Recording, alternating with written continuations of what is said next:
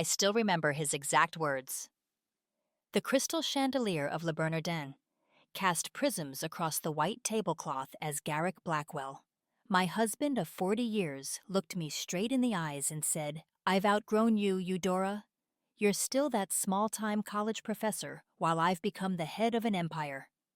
The champagne flute slipped from my fingers, shattering against the marble floor. Around us, forks froze midway to mouths as other diners turned to stare. Our anniversary dinner, our 40th, which I'd spent weeks planning, instantly transformed into my public humiliation. I had just turned 63. For 4 decades, I'd poured every ounce of myself into this man and the life we'd built. And with one sentence, he reduced me to nothing. But I'm getting ahead of myself. To understand how I went from that broken woman in an expensive restaurant to owning half of a multi-billion-dollar tech company, you need to know our story from the beginning. Harvard, 1983. I was a brilliant student with a full scholarship, passionate about computer science, when few women dared enter the field. Garrick was a scholarship student too, but his came from his small hometown in Minnesota, a local business sponsoring their boy to make good. He was handsome in that hungry way. Not conventionally attractive, but his eyes burned with ambition. We met in advanced algorithm design. I was the one who helped him pass the class, spending countless nights explaining concepts he struggled with. What he lacked in natural aptitude, he made up for in determination. He talked endlessly about changing the world with technology, and I believed him. By graduation, we were inseparable. When Garrick proposed, I had just received an offer for a prestigious doctoral program with a research opportunity that would have taken me to Switzerland. My professors called it a once-in-a-lifetime opportunity, but Garrick had a different vision. A startup working out of his uncle's garage in Boston, developing software for the emerging personal computer market. We could build something together. "Dora," he said, using that nickname that always made me feel special. "Your brain, my drive. We'll be partners in everything." Those words, partners in everything, would echo through the decades to come. I deferred my doctorate. It was supposed to be temporary. Just a year to help Garrick get the business off the ground. 1 year turned into 5, then 10, as Blackwell Software, later Blackwell Innovations, grew from a garage operation to a legitimate player in the tech industry. My contributions were substantial but quiet.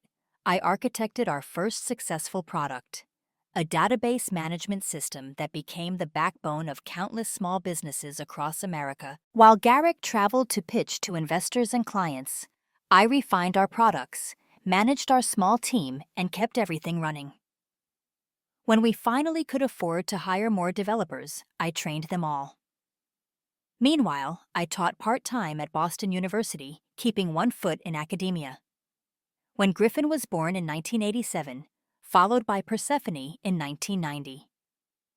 I juggled motherhood, teaching, and the company work. Garrick's career accelerated while mine adapted around our family's needs. He was building his empire. I was building its foundation and raising its heirs. I remember one particularly brutal winter. When Griffin was just 3 months old, Garrick had landed a major client in California, requiring weekly trips to Silicon Valley. I was left alone in our drafty Cambridge apartment, nursing a colicky baby, while simultaneously debugging a critical update for our software that had to ship by month's end. I would rock Griffin with one arm while typing code with the other, surviving on 2-hour sleep increments and lukewarm coffee. When Garrick returned triumphant with the signed contract, he brought champagne and took all the credit at the company celebration. My brilliant negotiation skills. He toasted while I stood in the back of the room, exhausted with baby spit-up hidden under my scarf. Not once did he mention that I had fixed the software flaws that had initially made the client hesitant to sign. That became our pattern. Garrick, the visionary, the face of the company, the charismatic leader. Eudora, the support system, the technical genius working behind the scenes, the steadfast foundation upon which he built his success. By our 25th anniversary, Blackwell Innovations had moved to Manhattan, occupying 3 floors of a sleek skyscraper. We had a beautiful brownstone in the Upper East Side vacation homes in the Hamptons and Aspen, and were fixtures in New York's elite social circles. Garrick's face had appeared on the cover of Forbes twice. My name appeared in the acknowledgments of his interviews. If at all. I couldn't have done it without my supportive wife, he'd say, and I'd smile accepting that public role while continuing to review the company's strategic plans and edit his speeches at night. When did it start to change? Perhaps it was gradual, like erosion wearing away at stone. But looking back, I can pinpoint when I first felt the ground shift beneath me. Xiomara Valdez joined Blackwell Innovations as Garrick's executive assistant 5 years ago. 37 with an MBA from Wharton and a smile that never quite reached her eyes. She carried herself with the confidence of someone who knew exactly what she wanted. "She's brilliant," Garrick said after hiring her. "She thinks just like me." That should have been my first warning. Within months, I noticed Garrick mentioning Xiomara in every conversation. She had reorganized his schedule. She had suggested a new approach to their Asian market strategy. She had introduced him to a promising startup they might acquire. I was invited to fewer company events. The quarterly strategy meetings I had always attended were suddenly rescheduled to times when I was teaching. When I mentioned this to Garrick, he waved it away. The company's grown beyond those early days. "Dora, there are proper channels now, departments handling things we used to do ourselves." I might have accepted this evolution if not for what happened at Griffin's birthday dinner. Our son had turned 36, and we gathered at his favorite steakhouse. I'd spent the afternoon cooking Griffin's favorite dessert, a complicated chocolate soufflé his grandmother had taught me to make. As I placed it proudly on the table, Garrick looked up from his phone and said, "You should have let the restaurant handle dessert." Eudora, their pastry chef, trained in Paris. The table fell silent. Persephone always. My defender shot her father a glare. Griffin examined his napkin intently. His wife, Naomi, attempted to salvage the moment by asking for the recipe, but the damage was done.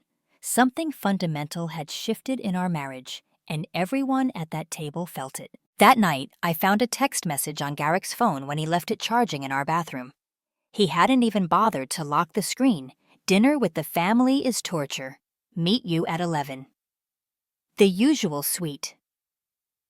The sender's name was simply Ka. I didn't confront him that night or the next day. Instead, I watched and waited, gathering evidence like a scientist conducting a careful experiment. Garrick came home later each evening, offering vague explanations about investor meetings and business dinners. Our conversations grew shorter, more superficial. He no longer asked my opinion on business decisions or shared company challenges. I began to notice other changes, too. He updated his wardrobe trading, his usual conservative suits for more fashionable Italian designs.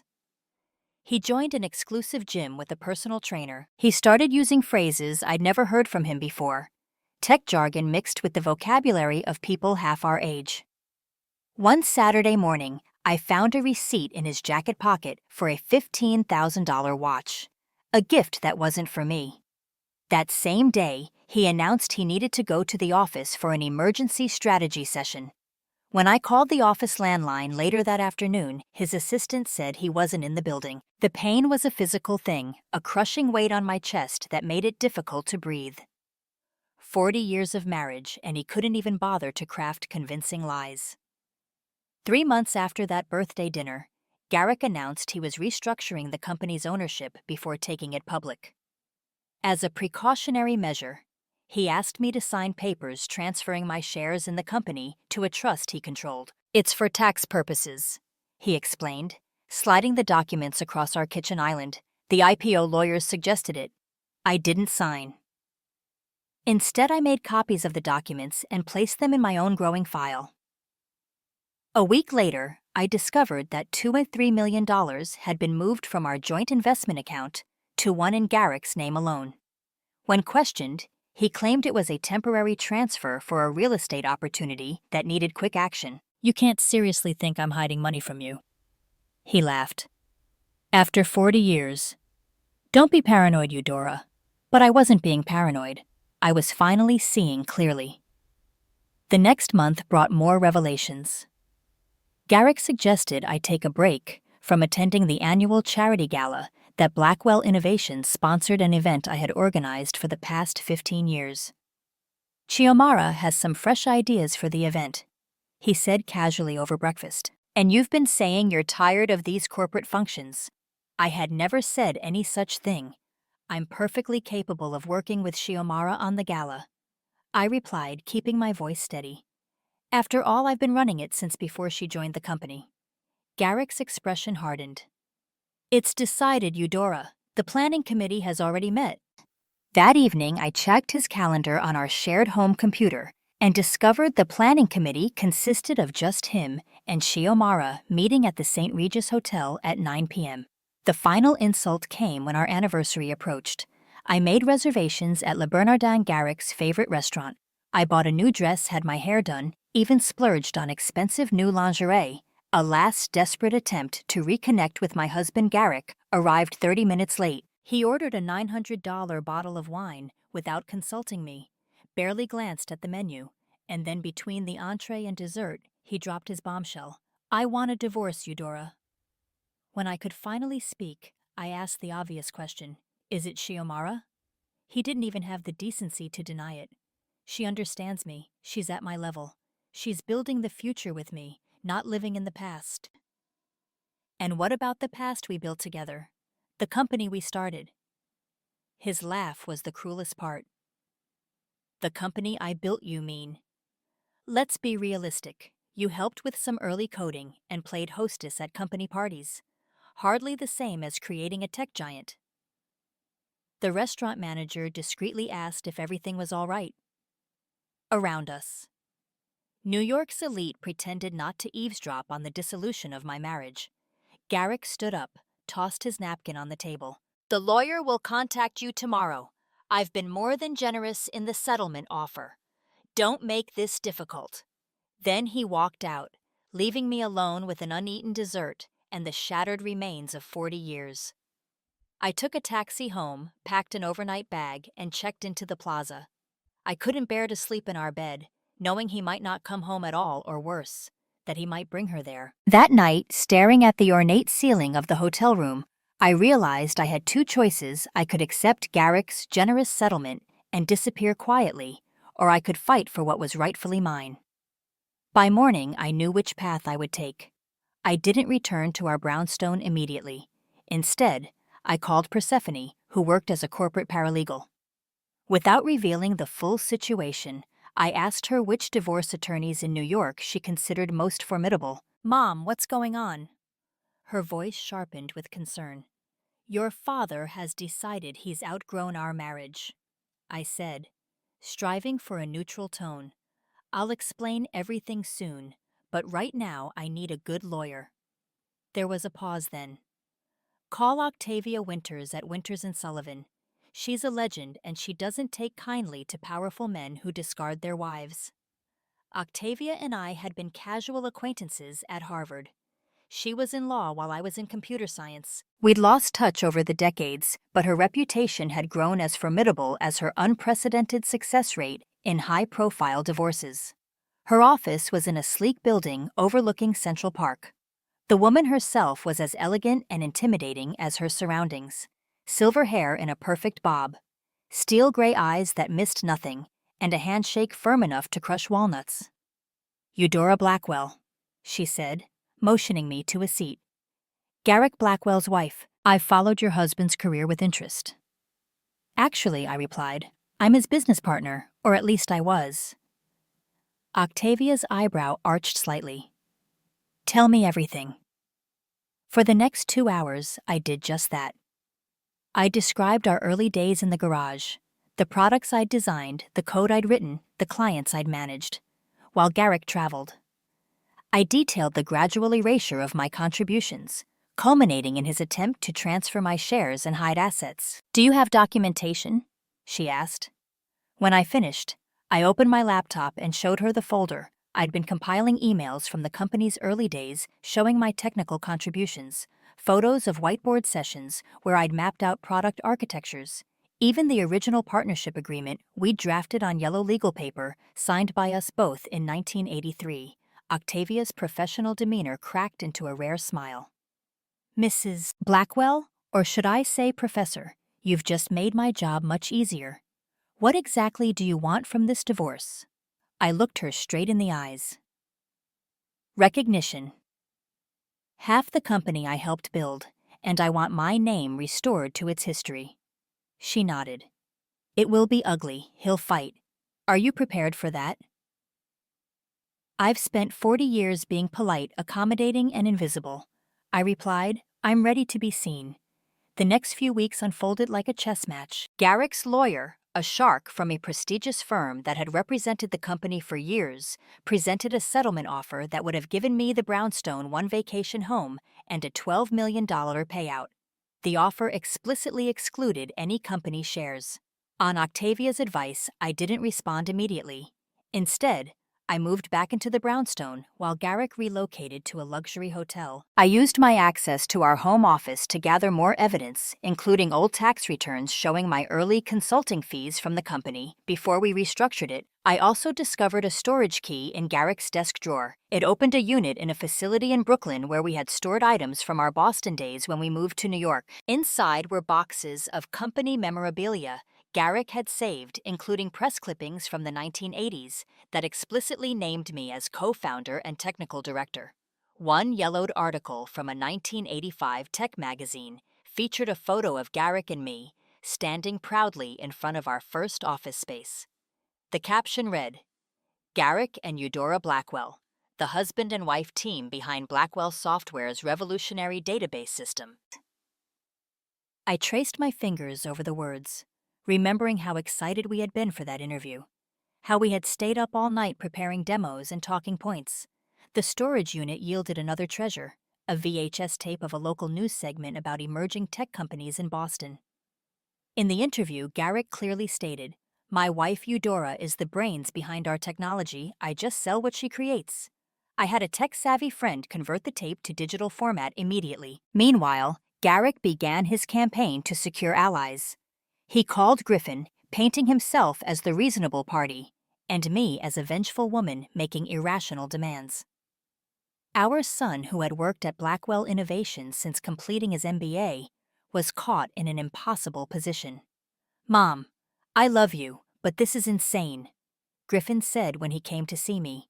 You're asking for half of a publicly traded company. The board will never allow it. Did your father tell you I designed the database architecture that became RapidBase? I asked quietly. Griffin looked confused. RapidBase was before my time, but everyone knows Dad developed it with the original engineering team. I opened my laptop and showed him my original design documents dated 1984. Your father was the face of the company. I was its brain. At least in the beginning. Doubt flickered across his face. Even if that's true, it was decades ago. A company is built on its foundation, I replied, and I laid those stones. Griffin left troubled, torn between loyalty to his father, who had been grooming him as a successor, and the new information I had shared. I didn't push him. The evidence would speak for itself. Persephone was less conflicted. She arrived at the brownstone with takeout and determination. I've been researching, she announced, spreading documents across my kitchen table. Dad's been selling off personal shares and moving assets since last year, almost exactly when Shiomara was promoted to Chief Strategy Officer. This was new information. He promoted her. Quietly, it wasn't widely announced, but it's in the corporate filings. Persephone pushed a paper toward me, and there's more 3 offshore accounts established in the Caymans, all within the last 6 months. I felt a chill. He's been planning this for a while. And he's getting sloppy, she added. Arrogance makes people careless. Persephone had always been like me, methodical, detail-oriented, preferring to work behind the scenes. While Griffin had inherited Garrick's charisma and ambition, our daughter had my analytical mind. Now she was using those skills to help me fight back. She introduced me to former colleagues from her law firm who specialized in forensic accounting. They helped me trace Garrick's financial movements over the past year, uncovering a pattern of assets being systematically shifted beyond my reach. I also reached out to Dr. Eliza Chen, my former department chair at Boston University. We had stayed in touch over the years, and she had witnessed firsthand my juggling act between academia and the company's demands. I remember reviewing code for Blackwell's first products in your office. She told me over coffee. Garrick would call constantly, asking for your input on technical issues the team couldn't solve. Would you be willing to provide a statement to that effect? I asked. She squeezed my hand. I'd be happy to testify if needed. It's time someone acknowledged your contributions. Armed with this new information, Octavia filed our official response to Garrick's settlement offer. We rejected it entirely and countered with our own demand: 50% of Garrick's shares in Blackwell Innovations, recognition as co-founder, a seat on the board, and full disclosure of all financial accounts. Garrick's reaction was swift and vicious. His lawyer filed motions claiming I was mentally unstable, suggesting I was fabricating my contributions to the company out of bitterness over his new relationship. Anonymous sources, which I strongly suspected were Shiomara, leaked stories to the press about my jealous rage and delusions of grandeur. The technology press, always eager for drama among the tech elite, ran with these stories. Overnight, I became the cautionary tale of the spurned older wife, unable to accept reality. But Octavia had anticipated this. Let him show his true colors, she advised. It will only help us in the end. She was right. Garrick's aggressive tactics backfired when 3 former employees from our early days in Boston came forward to corroborate my role in the company. One had saved emails from 1985 in which Garrick explicitly credited me with solving a critical technical problem that saved our first major contract. Martin Lowell. Our third employee, and now a successful venture capitalist, gave an interview to a major tech blog. I always wondered why Eudora disappeared from the company narrative, he said. Back then, everyone in the office knew she was the technical genius, Garrick was the salesman. The press narrative began to shift. Tech's hidden founder, the woman behind Blackwell Innovations, ran as a feature in a major business magazine. They used a photo from 1986 showing me at a whiteboard covered in code, while Garrick looked on admiringly. A group of female tech executives published an open letter supporting my claims, pointing out the long history of women's contributions being erased from technology narratives.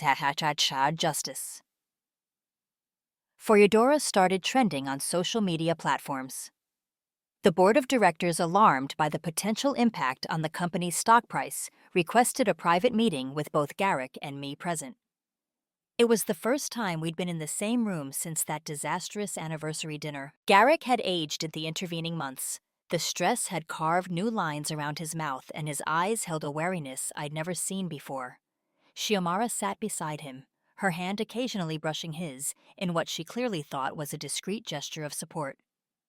I brought Octavia, and to everyone's surprise, Griffin. The chairman of the board, Vernon Wilson, opened the meeting with a plea for discretion.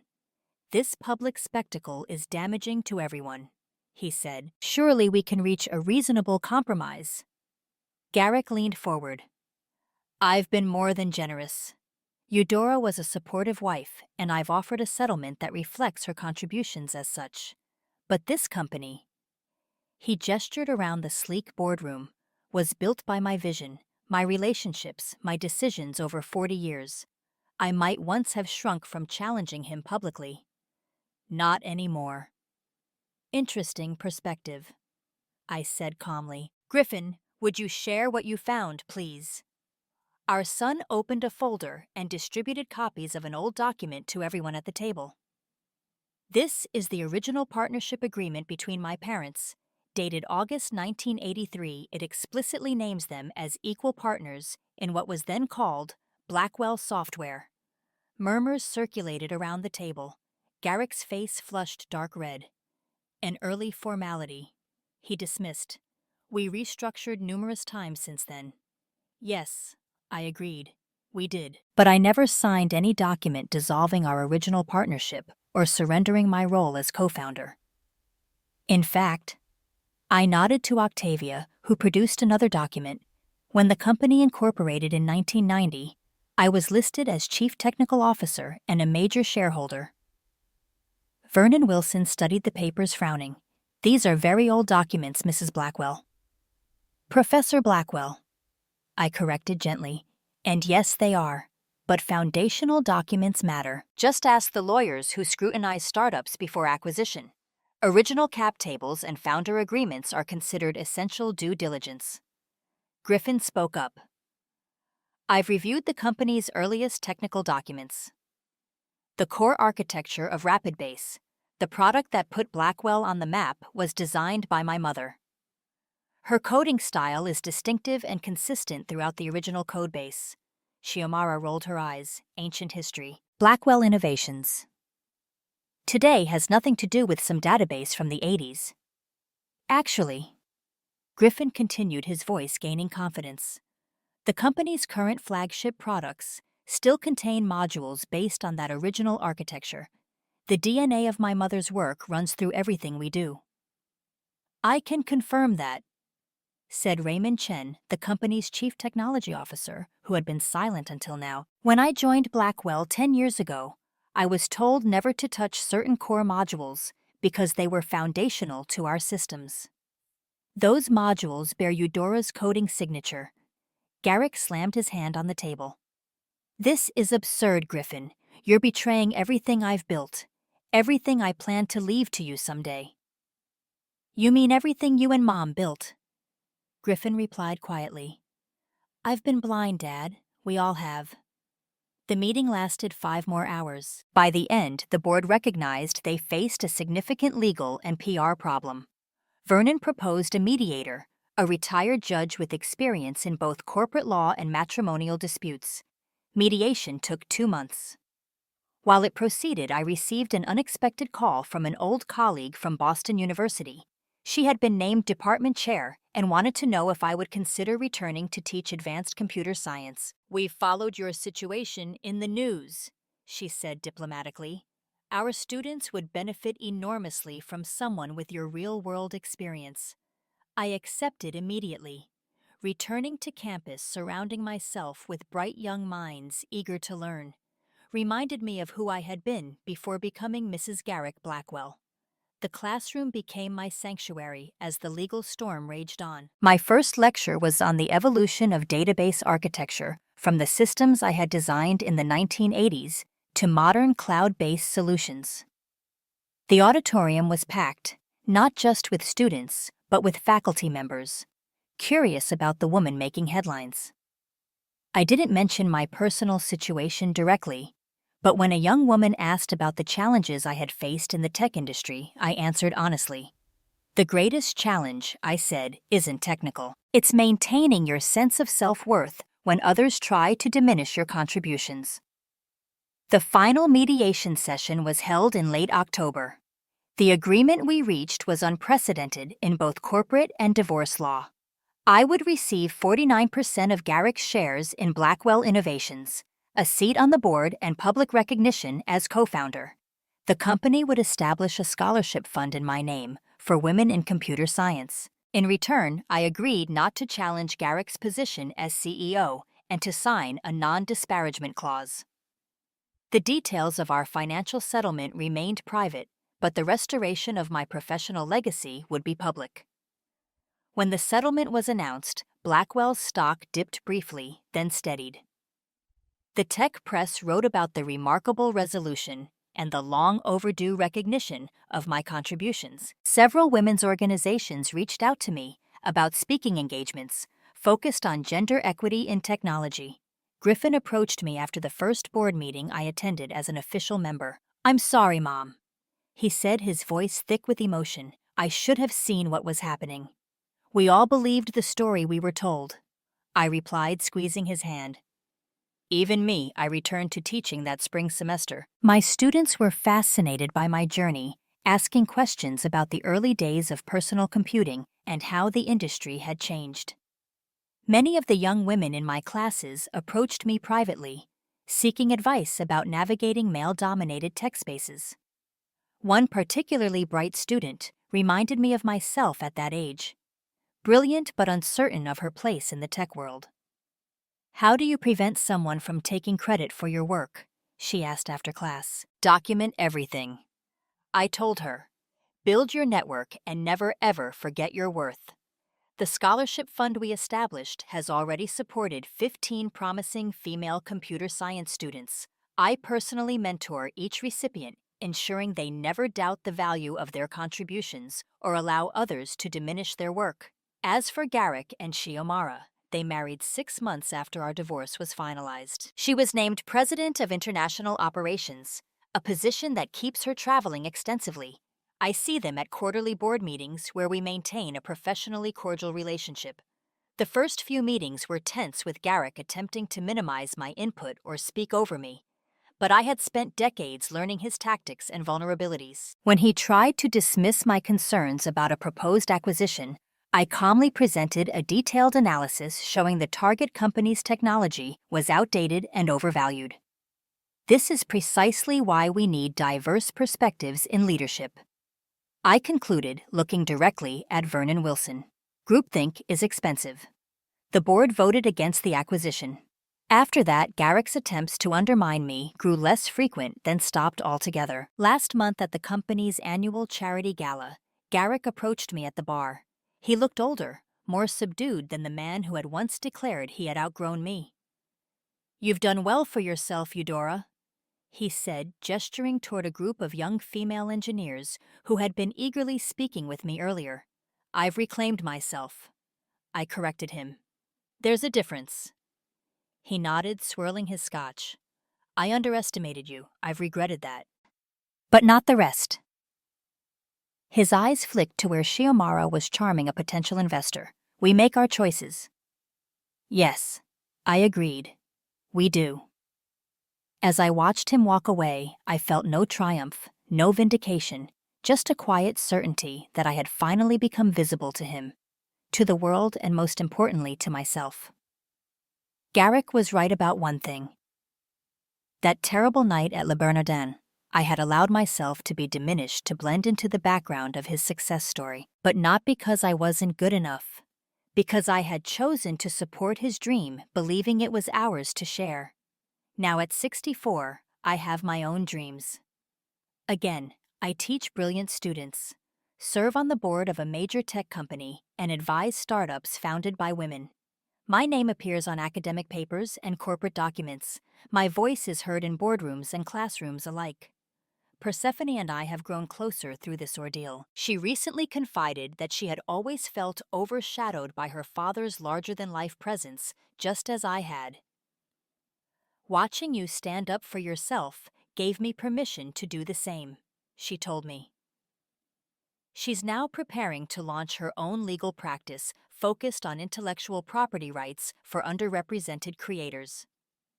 Griffin's journey has been more complex. His relationship with Garrick remained strained, particularly after Shiomara hinted that she, not Griffin, might be Garrick's natural successor. He's considering leaving Blackwell to start his own venture, something that combines his father's business acumen with my technical insight. I've promised to be his first investor. Sometimes people ask if I regret the 40 years I spent supporting Garrick's career. I tell them no. Those years gave me my children valuable experience and eventually the clarity to recognize my own worth. The mistake wasn't in supporting his ambitions. It was in forgetting that I had my own. So if you find yourself becoming invisible in someone else's story, remember this: it's never too late to rewrite the narrative. It's never too late to reclaim what's rightfully yours, even if that happens to be $500 million company. Let me know where you're watching from today, and if you're new here, don't forget to like this video and subscribe to join our growing community.